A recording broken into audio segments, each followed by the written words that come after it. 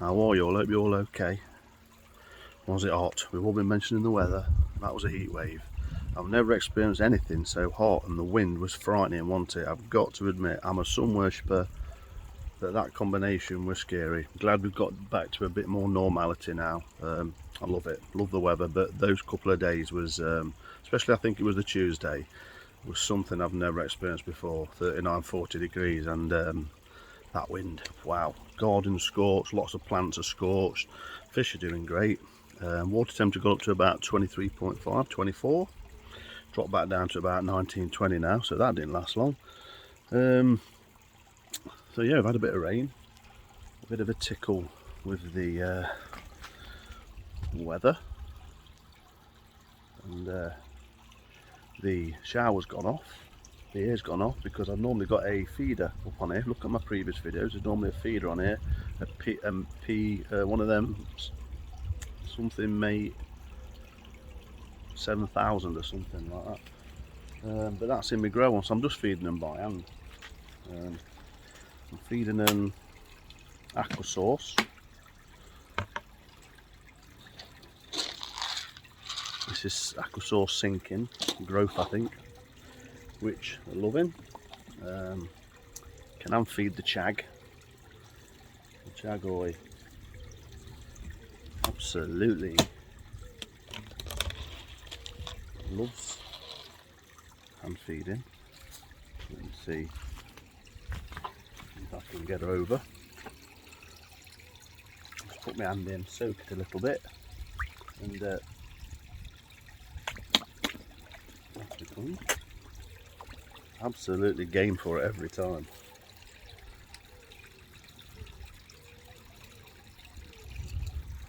Lovely interaction to have with your fish, and I did that. I think that goes off. I think near and that I had it set up to go off 4 times a day. So 4 times a day, and then I was feeding another 3 times, so that'd be about 7 feeds a day. I don't know what this video is about. Not about that rambling. It's about, I've just thought, I'm just waiting for, I watch a bit of F1, so Formula 1, I'm waiting for the qualifying at 2:30, so I thought 20 minutes, get out here, do a little video, because I've been threatening to do a video of my RO that I've gone over to. So if I spin you around, I'll show you what I had before, and I'll show you what I've set up now. So in a nutshell, I used to have this garden, it's called a GrowMac water, perfect water for plants and garden. So basically this is like a sediment filter with carbon. That's all it is. Sediment filter, carbon, 10-inch. So obviously it doesn't reduce TDS, it just gets rid of some contaminants. Okay. Now I've had that running, so it didn't reduce chlorine. Fortunately for me, Severn Trent water, the water is not heavily chlorinated. However, I'm not saying it's not got chloramine and chlorine in, because obviously it has, but I've never ever detected it in my pond, ever. On the water it's always a slight pinkish with the DPD, but chlorine is going in, but I never detect it when I test my pond water. So I don't know what that means. You obviously must dilute down and things like that. So to me, it's never been a problem for me. Now, one thing I should say, my water in Nottingham, it's about 200 ppm. So I know that some other parts of the country, especially further down south, their water can be 500 parts per million. So that's twice as much solids in that water. Now with TDS pens, you cannot, when you measure the TDS, you don't know exactly what is in it. But if you get a Severn Trent water report, or your water report, it will list all the things in it, and you would not believe all the things that's in your water. Because obviously the water that they have, that they source, is from reservoirs and stuff and runoff water, and obviously they purify it and then add chlorine and everything and sterilise it and put it back out in the water lines. That's all they're doing. So obviously everything that runs off, so every time this makes me sometimes feel a bit sick, but you know, the things that you put down your drain, down your toilet, down your shower, down everything, that will all runs in and it goes to waste, and it all gets purified in some sort of way. And then obviously we find this water back into down our water lines and pipes. So with that in mind, if you add your water report and they are telling you what you will find as a minimum and a maximum in your water, there's hundreds of things in your water that they list, and you know it's 200 ppm. Basically what's on that report, there'll be a percentage of everything breaking down into that TDS of water, total dissolved solids. So you get an idea of the percentages of what's in your water. However, so never mind however, so I was just water went in from my mains, sediment filter, carbon, came out into that, and it trickles through the faceplate of my skimmer wall plate, which is that little blue jobby there, and it trickles in, and then it goes into this pool, and when the skimmer's on, it'll get sucked into there, and over the shower, and anyway, it adds in. So the water's trickling in. The water is obviously the water always going in. So if you didn't have an overflow on the pond or your filter, the pond would just fill up and overflow. So here's my overflow. See it? That's where my water trickles in. So it trickles in there, and then the filter level, obviously the water level will come up, and it trickles out there, comes down there, goes down there, and then it goes under here, and it goes back to my manhole and my drain. So it completely recirculates. So water goes in, trickles over into there, trickles back to waste, goes back to the water company, back to their water. So I pay for my water bills. I'm not on a meter, but I pay quite a lot for the privilege of having tap water, like a lot of people do. So for me, I'm putting the water back. So yeah, I'm trickling water in, which might seem wasteful, but if you think about it, it's going back to waste. So the water's coming back out here, and then it's going back for whatever they use it for. So they're getting the water back. So I have plants and I have a reef tank. So I've always used RO for those two things. Because for me, if you can have water, this stuff, you cannot see what's in it. But if you could choose to have that with nothing in it, so it's just pure liquid with nothing in it, zero, and then you add something to it, i.e. orchid food, you know exactly what's in that water. So within that H2O, that liquid, you've got zero in it, because there's nothing in it. Just say zero, nothing in that tap water, it's just wetness. Now if you've got an orchid food with nitrogen and everything in there, you know exactly what you're giving your plants, because it's everything that's in that pot, which is on the side of the tin. Yeah, makes sense? Right, so why not take that philosophy to koi? But I've been reluctant in the past because of wastewater and things like that, and you know, saving the planet and hugging trees and all this type of stuff. But you know what, the more I'm getting older, the more I'm thinking, you know what, balls to it, sick of it now, I've heard enough of it. No matter what I do, giving water back, cutting my bills, doing this, I'm still paying more than ever I've done. So I've thought, bollocks to it, I'm paying for it, I'm having what I want. Sorry if you don't like that, but that's now my philosophy. So onto this. So with that in mind, I thought, right, okay, I'm going to think about my water a bit more going in, because the koi were flashing a bit a few weeks ago, months ago, and I thought, you know what, sod it. Sod about the wastewater from an RO. I'm going to hook up an RO, but I will do my best and reduce that as much as I can. So here's the RO. I just thought, instead of taking this out, I'm going to leave this in, because it's extra sediment, extra carbon. The water comes out, goes into the RO system. Now what I did, I bought two 50 gallon per day RO units, about £35 each I think they were, of Collins Water Products, collinswaterproducts.co.uk, or you can get it off go on eBay and they're on there as well. And I've had these before off them. I bought one for my greenhouse for my reef tank setup, and then I've got a bigger unit that I had from them years ago, one of these with the brackets and everything I had off them. That one doesn't give me 0 TDS, it gives me just about 40, but I don't mind that for me plants and my orchids. So it's not as pure.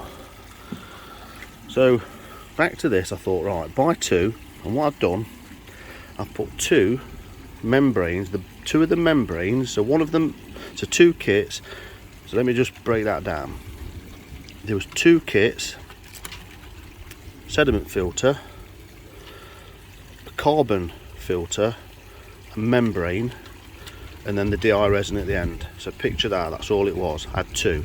So what I've done, I took a membrane off the other unit, so now I've got a spare, two spare, a sediment filter, a spare carbon filter, and a spare DI resin, and all the pipe work and stuff. So I just basically unclipped one of these membrane, a 50 gallon per day membrane, off my second unit, uncoupled it, and I've got a box now with spares in, with basically everything apart from a membrane on it. And what I've done, the water goes in there, is the same, into the pre-sediment, which is 5 micron, into the carbon filter cartridge, goes through carbon, so that reduces the chlorine and odour and taste and things like that. Goes out of there. Now before it goes into the first 50 gallon per day membrane, I fitted so I can test the water pressure, so I know what water pressure is going in, because you want it to be high pressure. It's no good having an RO unit if you're down here, you've got like half a bar, because this needs high pressure. Your mains pressure wants to be as high as you can. So if we're in here, mine's normally around, when it comes on, it's about 60, about there, 50, 60.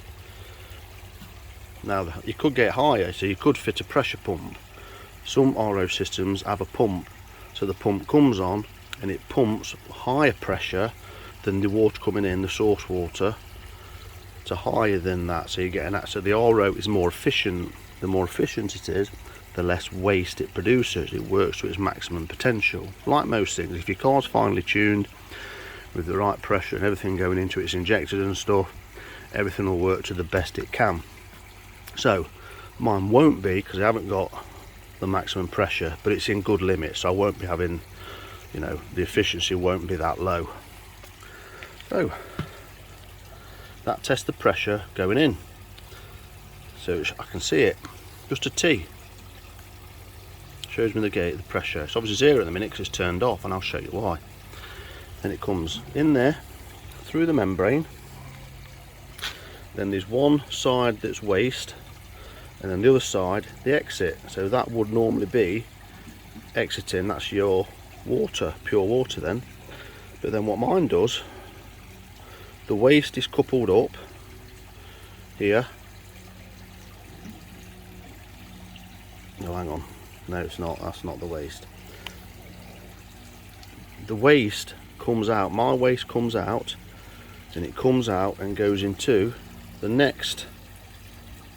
So instead of what would normally be, there's my water outlet, so there would be my pure water coming out, and then it goes to the DI, and then once it's gone through the DI, it would then go to, there's your finished water. Okay, well what mine does, the finished water comes out there, that membrane, goes into the DI resin, comes out and goes. But then the waste comes out of that membrane, comes out and goes into this membrane. So this is then purifying the wastewater, which then goes to waste, but then the water then joins that finished product into the DI resin through there, so it goes to there. So the actual water is filtered twice, if that makes sense. So it's reducing half the wastage in my mind, or less. But anyway, it's reducing the waste. Now what this does, this inline valve here, this valve, when it runs through, this creates back pressure, so it gets the right pressure on here. So you have to have the right pressure on here, and this is 450cc on this one.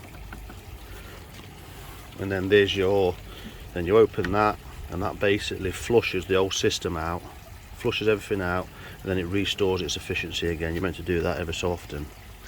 So that's the RO. So this has got pure water, almost zero TDS going into the pond, or very low TDS going into the pond. Even if I didn't maintain this, I would still get 40 ppm going into this pond as opposed to 200.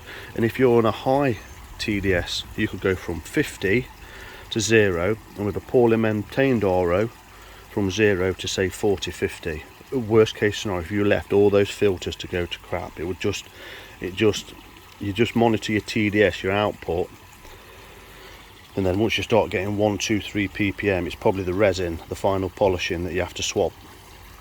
You swap that, you flush that through, you let it run for a bit, and then it goes back to 0 again. And then you probably then due to, after a few months, swap your 2 inline filters. And then your membranes last for a very long time, could last a couple of years, 2, 3 years more. Okay, and that's that. And then my wastewater at the moment, so there's my wastewater coming out of the system. So I was putting it to waste to go back to the water company, so they get that wastewater back. But what I've been doing, because it's been so hot, I've got the waste just going to this Virginia red robin, which is under the roots under my deck, so it would have been very dry, and it drops its leaves, and it's looking a lot better actually, even with that wastewater trickling in or running in once it's on. It's been a lot healthier, to be honest with you. So yeah, but in winter I won't have that running to ground.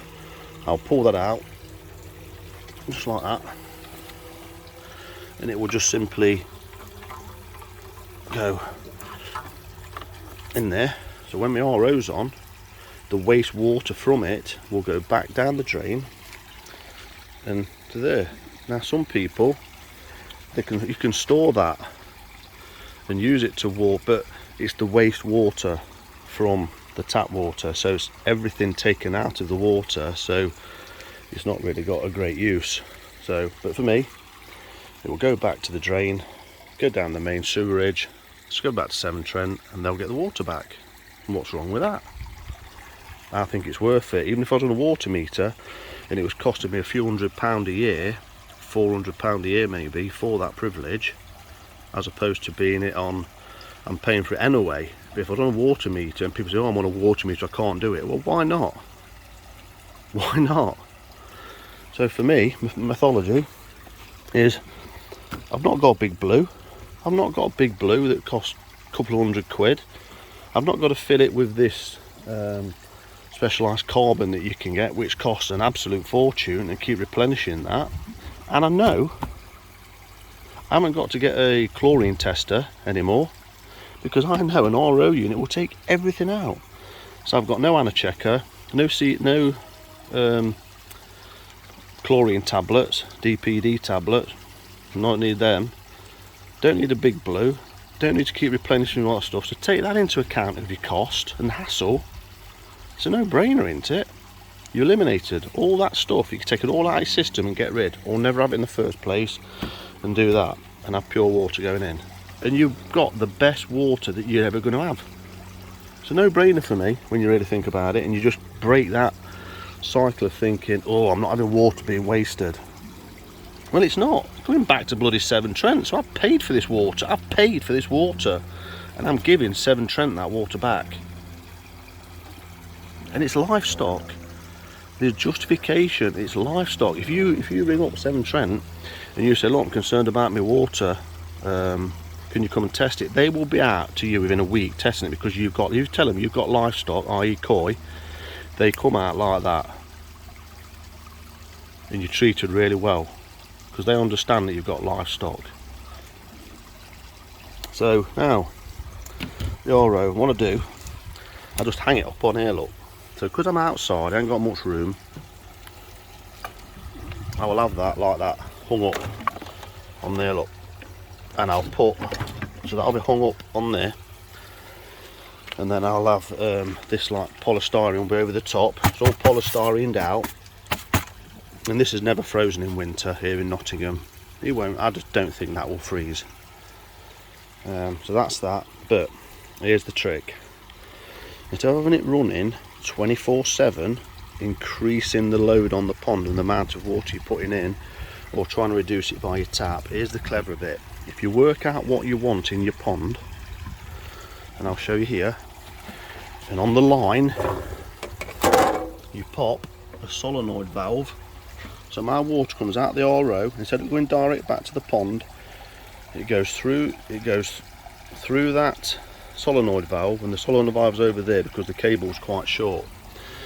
And you pop it onto a charger, onto a low voltage charger, like a phone charger. Got to be the right voltage, but you snip the end off and you attach it to the solenoid, and then the charger is plugged into a waterproof box I've got under there with an extension lead in, and that extension lead has got a timer on it, and it's timed to come on off for an hour, on for an hour, off for an hour, on for an hour, off for an hour, and it does that 8 times. So this is on 8 hours a day at roughly 100 gallon per day, and I've worked out that should give me about 15% water change of pure water.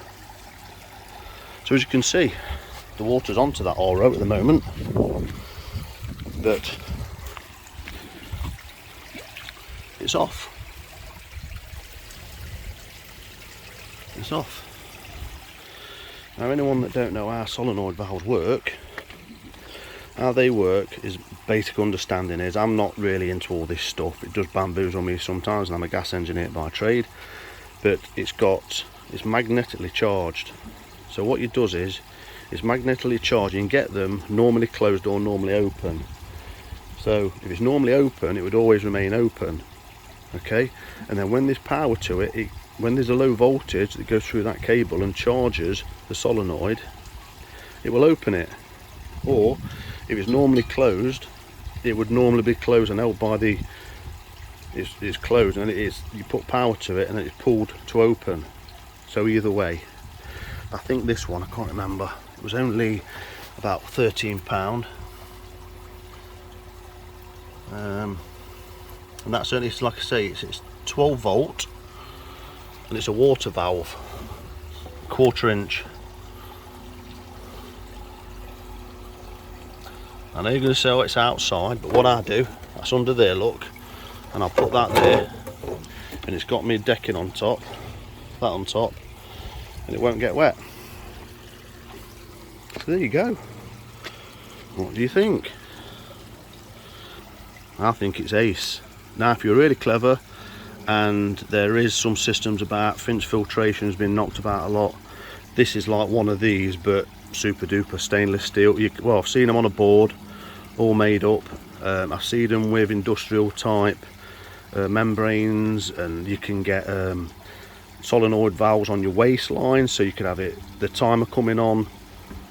So when you leave the waist on, so you could leave the waistline on and have that on a timer as well, and then that could then flush. So instead of you have to manually maintain the unit and flush it, you could do auto flushes. You could put TDS measuring device on it to measure the TDS and all that sort of stuff. But I'm a bit, I'm not in a filter house.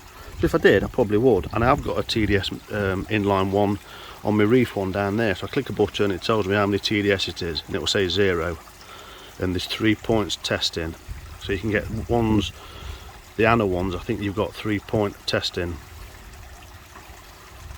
So you can get the inlet, after and in between the membrane and things like that, and then at the outlet water. So when my outlet water goes to 1 ppm or something like that, I know it's time to change my DS resin. But on this one I won't know, obviously, but I'm not so bothered because it's not going to hurt them if this gets a bit less efficient and it's just throwing some TDS in. So just as a week ago I tested my water and the TDS was coming out around 150, so it's dropped about 50 ppm at the so far. So it will reach a maximum and plateau out. And also what you got to watch is if you put salt in or clay, remember you're adding in minerals, so that will enhance your TDS, will raise your TDS because you're adding in minerals to your water. So you have to watch that if you are someone that does add things to the pond. So I'm going a bit more pure now, so I'm watching what I add in because it will change my TDS and inflate it, and so I won't be able to monitor it as much. So I'm going quite pure and watching what I'm putting in. So I've only clayed once, and that was a few months ago. So there you go. Please comment, see what you like. I hope it's been of use. I'm happy so far. Like I say, I've got my mind block over that wastewater thing, and that's my justification for it now. Here's my filter.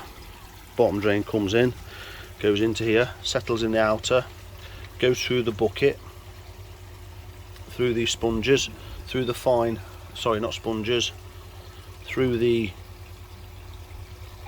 brushes, coarse brushes, through the fine brushes, and then comes out there. Look, you can see the difference. This side inlet, and then it goes through there. There is a rainwater tee here on that outlet, and it splits off, and I've got two of these bags with drawstrings on, and it collects it, and then the water then goes down. Look how clean the jack matting is with this system. And it goes down, and then my pump, 5,000 litre pump, goes down the side and through my plant filter to then remove nitrates. That's my last point, my filtration point. Go through there, reduces nitrate and keeps the nitrate low. Or I can turn a valve off at the back here and split the water into the return as well, into my pond, or turn that off in winter and fully come into the pond.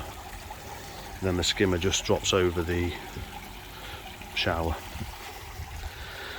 There you go. Oh yeah, what I was getting to with these other systems, these more, I could, if I was indoors, I could get a connection off my filter, off my filtered water there, have a connection off there, so drain the water off, drill in, have that come off pipe into a RO pressure pump, go into there, have the pressure pump like the solenoid set up the same way on a timer, and the solenoid come on and off at certain times, and then have the water, the source water going in. Instead of it coming in from the mains, the source water would then come to the outlet of the pressure pump. So tap into your clean water, pond water, clean pond water from your last of your filter, tap in, come out into your pressure pump, and then your pressure pump feeds the water to your RO. So you're recirculating your pond water as your source water. That could be something I look in the future, but at the minute I'm not. So there you go. That's what these other systems are doing.